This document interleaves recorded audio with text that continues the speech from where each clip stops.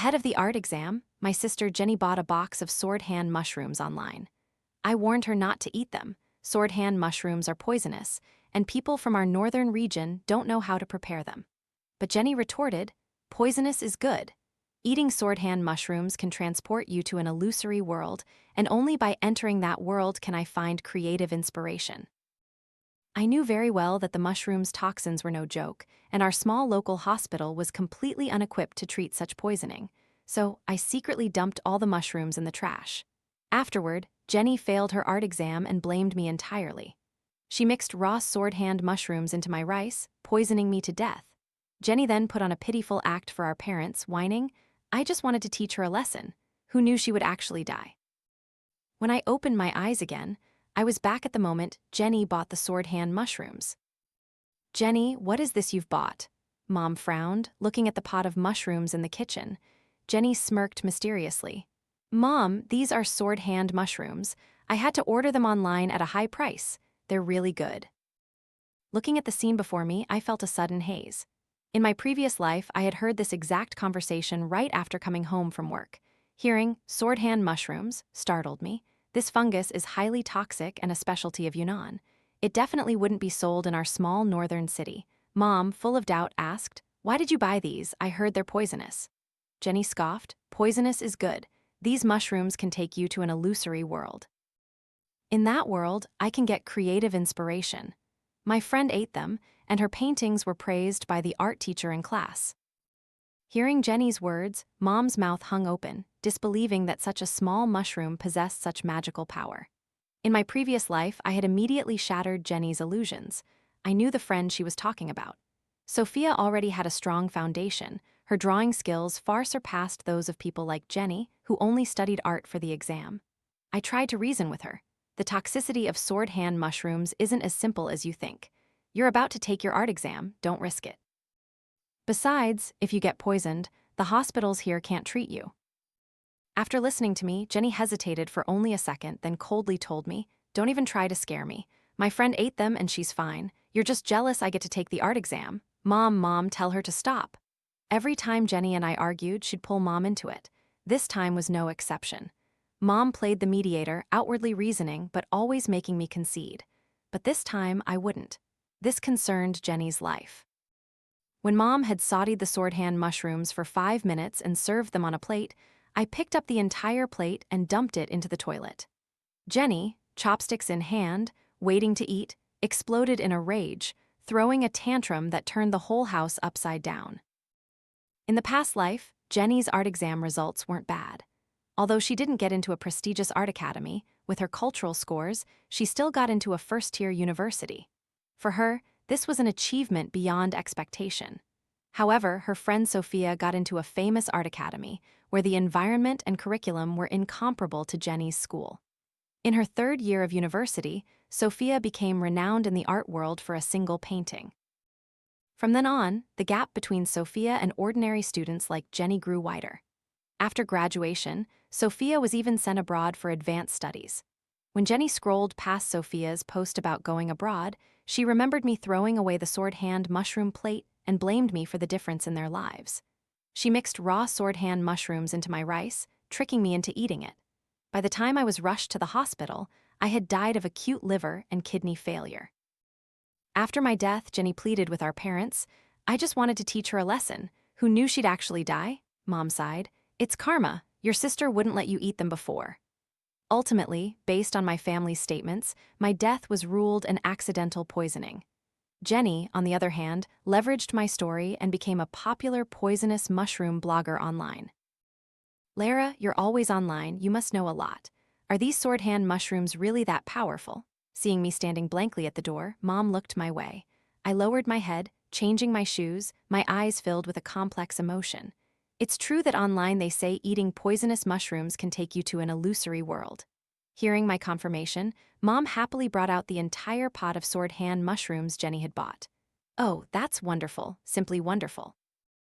Jenny had bought so many sword hand mushrooms that Mom suggested, "Let's make a stir-fried mushroom dish, a bowl of chicken soup with mushrooms, and 2 more mushroom-based vegetarian dishes. We'll have a whole mushroom feast tonight." With that, Mom returned to her room, still muttering her cooking plans. At the dinner table, Jenny devoured the dishes as Mom continuously piled mushrooms into her bowl. "Jenny, eat a lot, dear." Dad sat beside them, drinking wine, and watched me eat plain rice mixed with chili sauce, sarcastically remarking, "Like a wild boar, can't even eat decent rice." I don't know if the sword hand mushrooms were truly as miraculous as rumored, but after eating, Jenny suddenly abandoned her chopsticks and rushed to her room, her hand ceaselessly gripping a paintbrush. More than an hour later, she emerged, holding a still wet painting, excitedly showing it to our parents. "Dad, Mom, I did it. Look, isn't my painting beautiful?" Mom carefully held the painting, her face beaming with satisfaction. "I knew it. Our Jenny definitely has a future." The teachers were right. Our family will rely on you for a good life. Praised, Jenny was utterly smug and coyly asked Mom to cook sword hand mushrooms for her every day. She continued eating them until the day of the university entrance exam. That day, at the school gate, our parents, dressed smartly and full of confidence, saw Jenny into the examination room.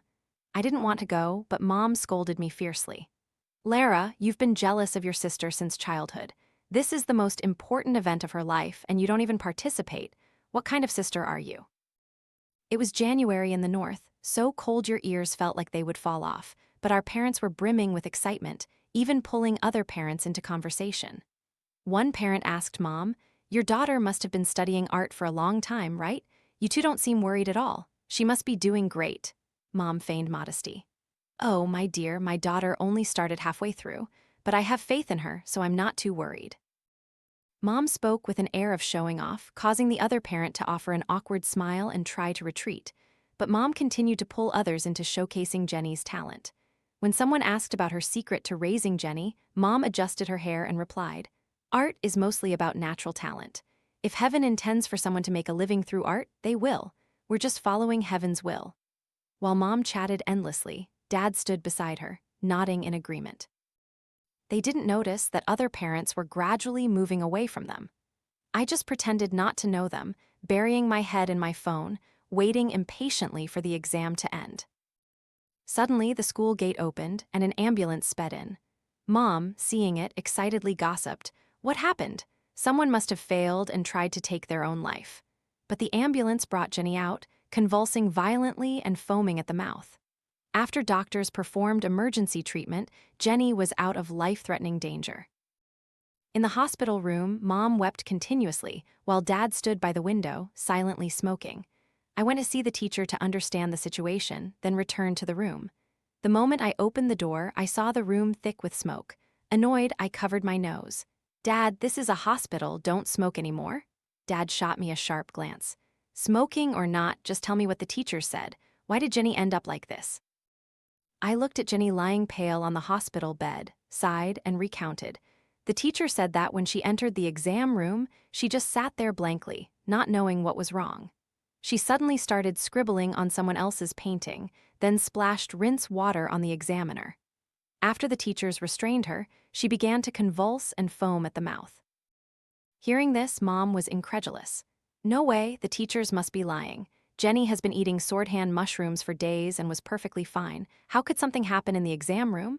The school must be jealous of Jenny's talent and conspired with others to harm her." Mom turned to me furious.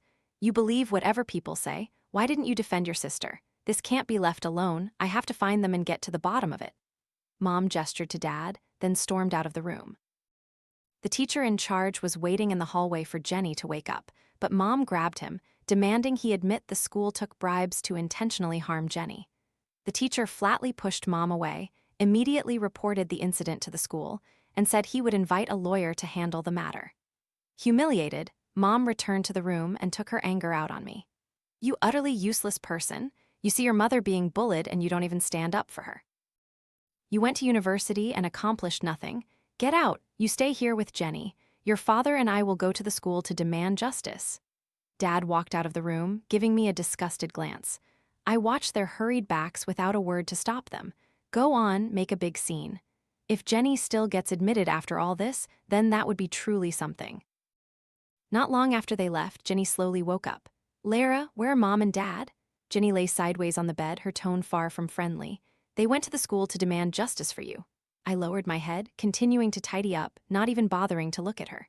Jenny didn't ask further, as she had never believed she had done anything wrong. For her, all problems were definitely caused by others. Since childhood, our parents had fought for her justice countless times. "Oh, I'm hungry. Go buy me some food." The doctor had said Jenny suffered from food poisoning and needed IV nutrition for a while after waking up. Though I desperately wanted revenge, I couldn't do anything too obvious. Seeing that I wouldn't buy food, Jenny immediately called Mom to complain. "Mom, where are you? Come back quickly. I'm starving and my sister won't buy me food." Through the phone, I clearly heard Mom's voice on the other end. "You little brute, wait until I get back, I'll deal with you." Only after comforting Jenny that she would personally cook delicious food and bring it to her did Mom hang up. "You're done for, sis. When Mom and Dad get back and see you bullying me, you'll definitely get a beating." Jenny laughed triumphantly. I merely curled my lip into a cold smile. "Oh, really? I'm so scared." Since childhood, whenever Jenny and I had a conflict, Mom always forced me to apologize to her. If I showed any bad attitude, I was the one scolded, even hit. But that was in the past. Ever since I graduated university and started earning money, I no longer depended on them to live. Naturally, I no longer needed to endure their moods. In my previous life, I didn't resist because I wanted to appear understanding and obedient, hoping for my parents' recognition. But now, reliving it and seeing their true faces, I found my patience and obedience utterly ridiculous. Besides, I knew that as long as Jenny ate the food they cooked, no one would have time to blame me. Not long after, Mom arrived at the hospital with a meal consisting of 3 savory dishes and a soup, clearly with no portion for me. Jenny ate while Mom stood with her hands on her hips, loudly scolding me. "Lara, what kind of sister are you? You watch your sister for a moment and you bully her. She's grown and you don't even buy her food when she's hungry. Are you dead?" I listened silently to Mom's scolding. Seeing my lack of argument, Mom spoke even more fiercely. Dad sat at the foot of the bed, indifferently scrolling on his phone, occasionally chuckling. It wasn't until Jenny finished her meal, full and content, that Mom softened her voice and asked her about the exam room situation. Of course, Jenny never admitted the problem was her own, blaming it all on the school and her classmates. "It must have been a classmate who poisoned my food." Mom, hearing this, flew into a rage, vowing to find the culprit and make them pay. "Jenny, don't worry. Mom will definitely not let you suffer." "Mom, I believe you, but I failed my exam this time," Jenny said, burying her head in Mom's embrace, her tone full of grievance but utterly devoid of any true pity. Mom hugged her, comforting her. "Don't be afraid, Jenny. Mom and Dad are here. If you can't get into an art school here, at worst, Mom and Dad will sell the house and send you abroad to study. When you come back, you'll still be a great artist." Mom spoke with a heroic tone, completely oblivious to Dad's darkening face. Before Jenny could even respond, she suddenly began to vomit, all the food she had just eaten coming back up. Mom, terrified, rushed to the nurse's station. Dad, on the other hand, showed no concern, only annoyance that his clothes were stained. "Lara, what are you standing there for? Clean this up." As he spoke, he shook his clothes, trying to dislodge the stains. Before I could even clean, the doctor walked in. Upon seeing the uncleaned meal box, he immediately rushed Jenny to the emergency room. "What's wrong with the patient's family? We clearly told you the patient shouldn't eat or drink after waking up, and you intentionally fed her. Aren't you just asking for trouble?" Mom froze at the nurse's words, but immediately turned to me, eyes wide, and yelled, "Lara, this is all your fault. Why didn't you tell me your sister couldn't eat after surgery? Did you do this on purpose?" I replied coldly, "Don't say that. Jenny is my younger sister. Why would I do such a thing deliberately? I wanted to tell you, but you started scolding me the moment you entered the room, and Jenny just kept eating. Did I even have a chance to stop her?" My voice, rarely so firm, left Mom speechless. Dad, standing nearby with a look of displeasure, cleared his throat and warned Mom, forcing her to silence. Outside the emergency room, Mom paced back and forth, her heart on fire. Dad irritably pulled out a cigarette to smoke. After being scolded by the nurse a few times, he crumpled the pack of cigarettes and threw it at Mom. "It's your fault. What the hell did you do that caused Jenny to need emergency care right after eating?" Mom, eyes red and dazed, looked at Dad. "But those were all Jenny's favorite dishes. I made them myself. How could anything go wrong?" Mom didn't know that the very dishes she lovingly prepared were the cause. All the kitchen utensils in the house had been exposed to the sword-hand mushrooms, and I was the only one who washed dishes. The utensils weren't thoroughly cleaned, and residual mushroom toxins clung to their surfaces. When new ingredients were prepared, it caused a second poisoning. I didn't tell Mom that Jenny couldn't eat after surgery, and I stubbornly refused to buy food for her because I was certain Mom would cook and bring it herself. And just as predicted, it happened. How ironic that a mother's loving heart became the source of disaster. After what felt like an eternity, a doctor emerged from the emergency room. The patient is currently suffering from acute kidney failure. She needs dialysis and likely a kidney transplant. As the patient's family, it's best you get tested quickly to find a suitable donor. Hearing this, Mom collapsed to the ground, weeping bitterly. Oh my heavens, how can you be so cruel? My Jenny is only 18, why is she afflicted with such a disease? Dad, seeing Mom making a scene, turned and walked away. I helped Mom to her feet, but as soon as she stood, she slapped me. This is all your fault. If you hadn't stopped me, why would your sister have eaten those sword hand mushrooms? Now that Jenny's in trouble, you must take responsibility. Jenny needs a kidney transplant, and you must donate yours to her. Ignoring my protests, Mom dragged me away for testing to find a suitable kidney donor. 2 weeks later, the test results came back. Jenny and I were not a match for kidney donation. Dad hadn't participated in the testing. Only Mom was a match. But when she heard she was the only one suitable, Mom wasn't as joyful as I expected. Why me? I'm so old. The nurse looked at the test results and explained, close relatives have a higher compatibility rate and there are fewer rejection reactions after surgery. That's a good thing, you should be happy. If I had been the match, Mom would certainly have been much happier.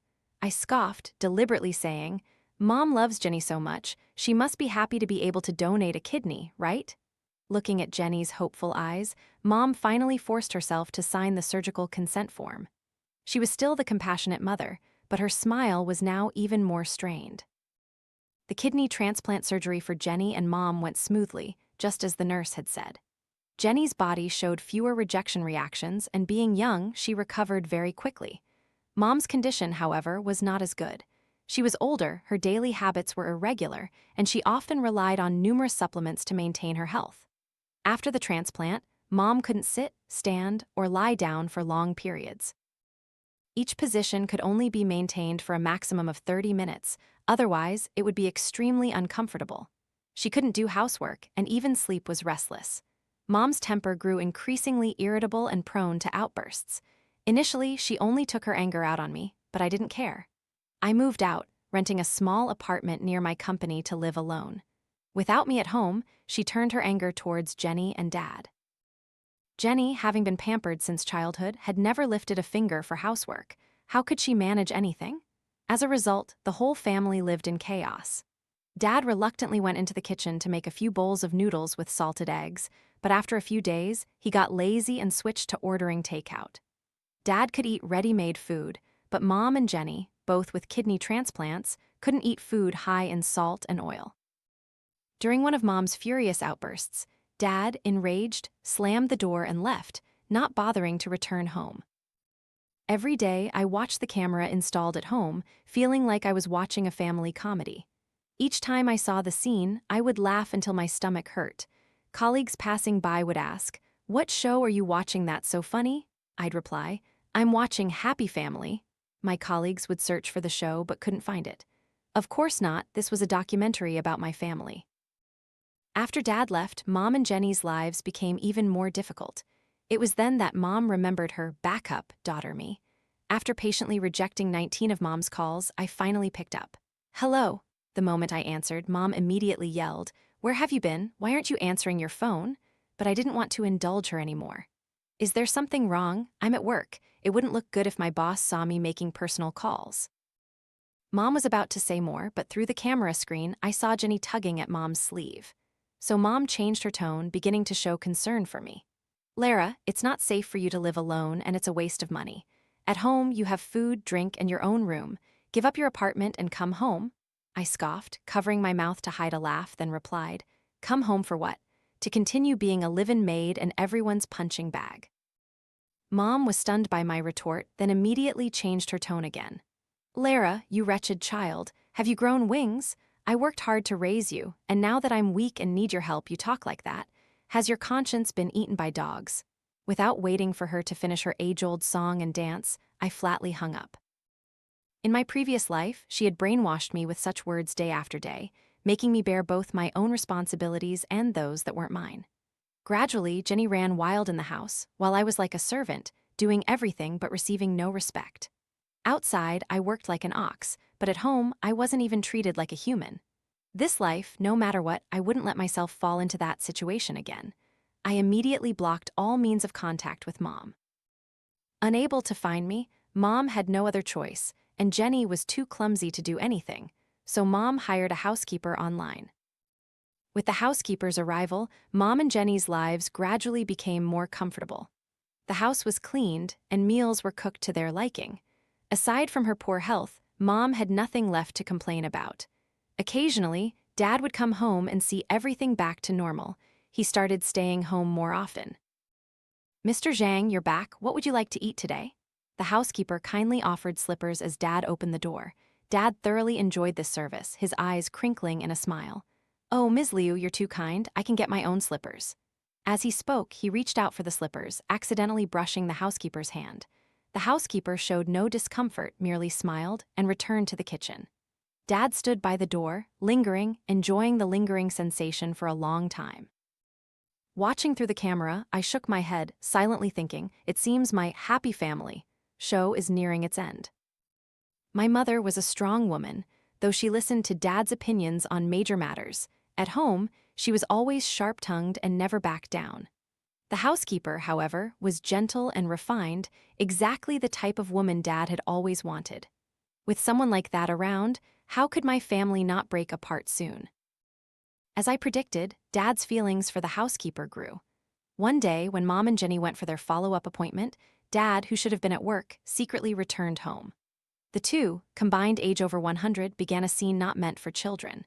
I turned on video recording, then flipped my phone screen down, afraid a colleague passing by would see it and think I was indecent. During this time, the housekeeper not only won over Dad, but also befriended Mom very well. Only Jenny still acted imperiously, ordering the housekeeper around. But the housekeeper was very patient. Every day, after cleaning and cooking, she would even massage Mom, constantly praising her. "Sister, you're truly blessed," she'd say, or "Sister, I admire you so much." Mom was so flattered she didn't notice anything unusual. She even treated the housekeeper like a sister. "Honey, let me tell you, I'm a good judge of character. You're a blessed person. Your good fortune is still ahead of you. Just keep working for me, and I'll find you a good match." Mom patted her chest, proudly boasting. She had no idea that the housekeeper had already found her good match herself. One day, seeing Mom and Jenny go out, I took leave to visit them at the hospital. The moment Jenny saw me, she spoke with a mocking tone. "Lara, why are you here? Can't make a living out there, so you want to come back." Before I could answer, Mom interjected. "No way, have you grown stubborn, sister? When I called you home, you flat out refused. Now you want to come back, I'm telling you there's no way." Mom finished speaking, pulling Jenny, intending to leave. I chased after them, blocking their path. "Mom, Jenny, don't rush off. I'm not here to bother anyone, nor do I want to go home. It's just that I left some things behind when I moved out, and I want to retrieve them." Mom looked at me suspiciously. "Don't you still have your house key? If you want to get your things, go get them yourself. Why bother us?" I forced a smile. "I accidentally lost my key. I can't find it, so I had to trouble you to lend me yours. I'll return it when you get back." Mom looked at me annoyed. "You're always like this. Since childhood, you've always been forgetful, losing keys. What if a bad person finds it?" As Mom grumbled, she rummaged through her bag for the key. Jenny rolled her eyes, pulled Mom aside, and they whispered for a moment. Then Mom changed her tone. All right, we just got our afternoon appointment number. Let's go back with you to get your things now. It'll also prevent the key from falling into the wrong hands." Seeing Jenny's wary eyes, I couldn't help but chuckle internally. She was afraid I'd lose the key, but really she was afraid I'd come home and steal valuables. But their actions were exactly as I had predicted. When we arrived home, as soon as we reached the door, we heard loud male and female voices from inside. The man's voice was unmistakably Dad's, and the woman's, of course, was the housekeeper's. Mom was so furious her hands trembled, unable to hold the key. I picked up the key and opened the door.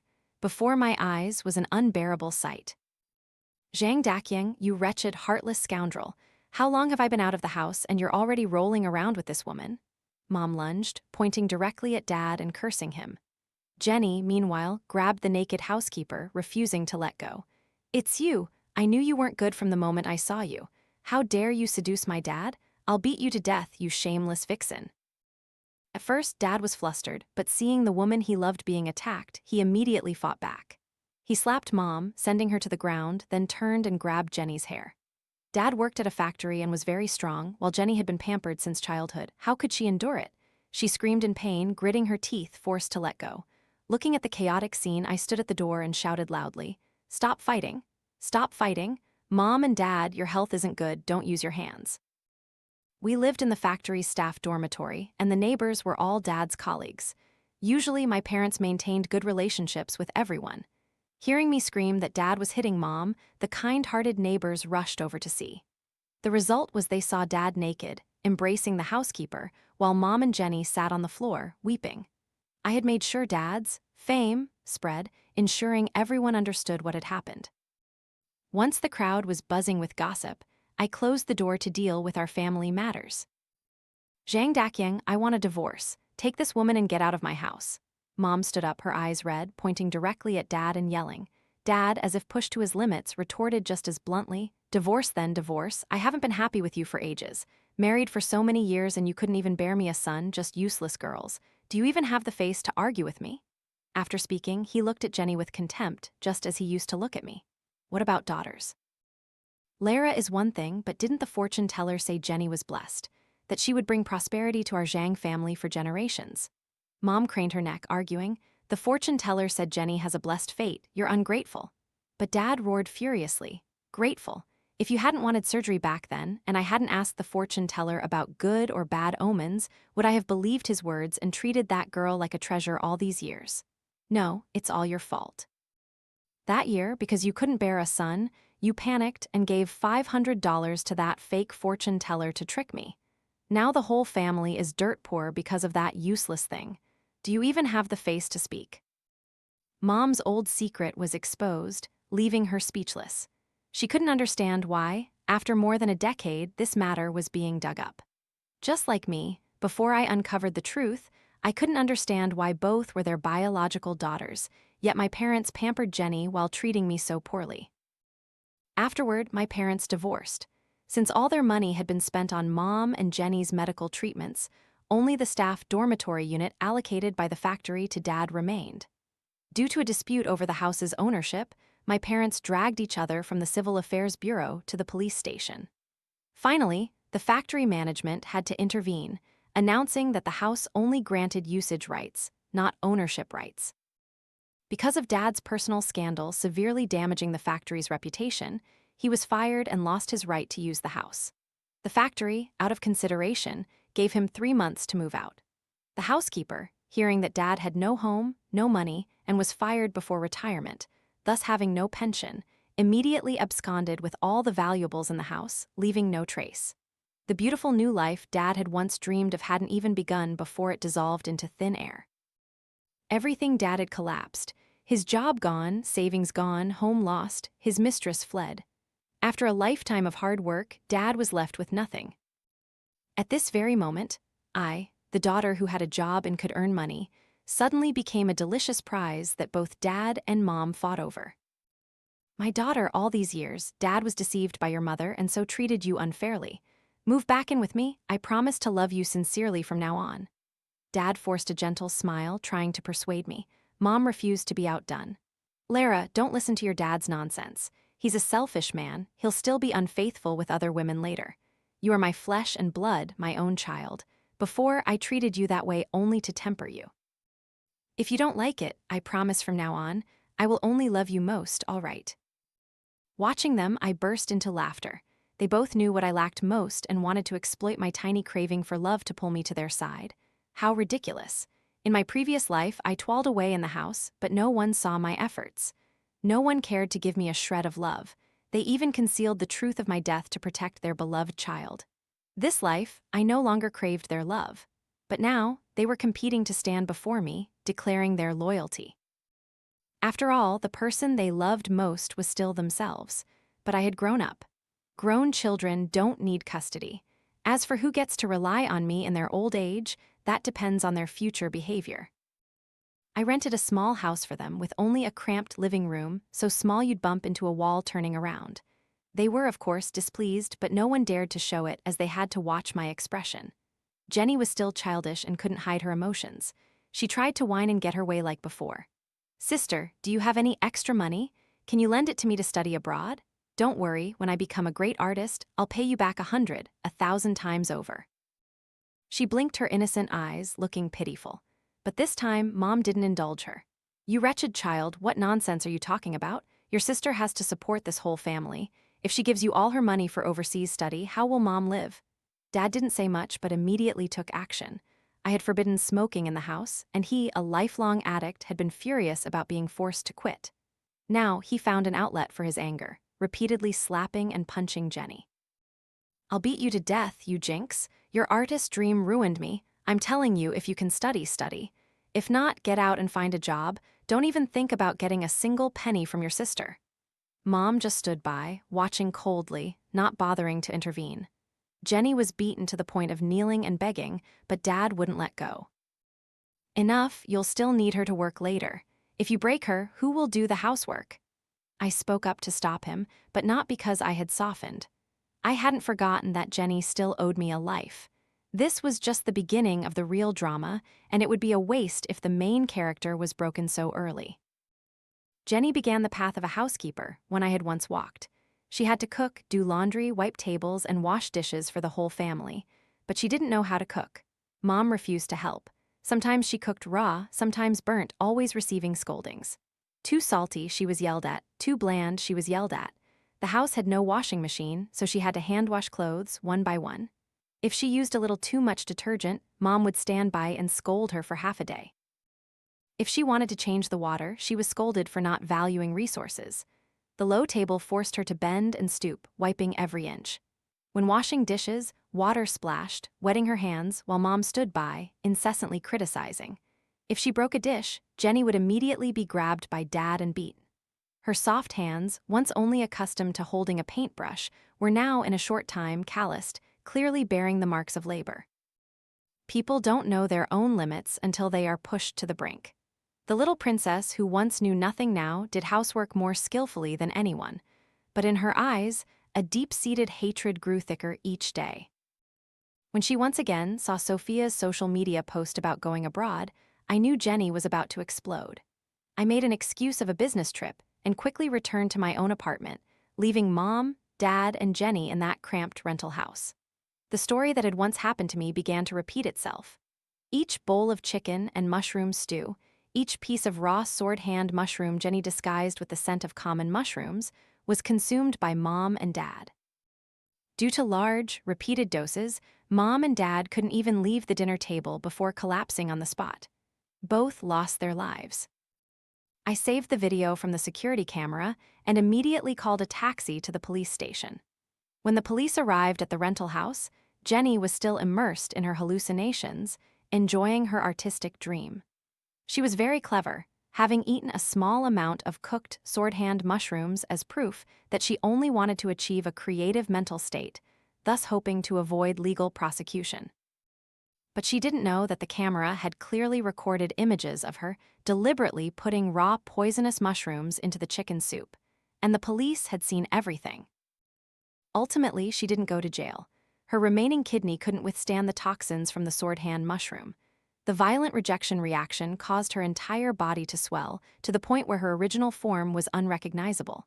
The doctor once again delivered a critical notification.